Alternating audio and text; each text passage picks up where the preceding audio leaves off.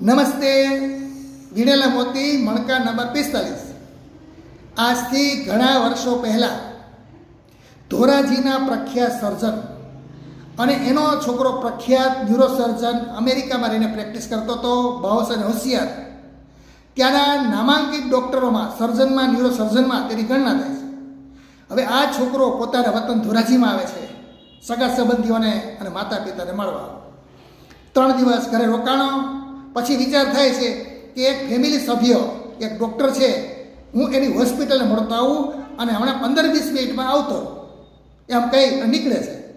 પરંતુ હોસ્પિટલમાં જાય છે તો ભરચક દર્દીઓથી ભરેલી હતી અને જઈને કમ્પાઉન્ડરને કહે છે કે ભાઈ મારે 5 મિનિટ સાહેબને મળવું છે.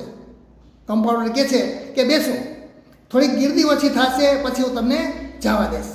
આમ કરી કમ્પાઉન્ડર ભૂલી જાય છે. 2-2.5 કલાક સુધી બેસાડે છે અને છેલ્લે અંદર જવા દે છે.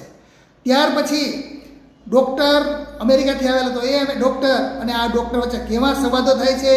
ધોરાજીના પ્રખ્યાત ડૉક્ટર કોણ હતા, અમેરિકાથી આવેલો દીકરો કોણ હતો અને કયા ડૉક્ટરને મળવા જાય છે.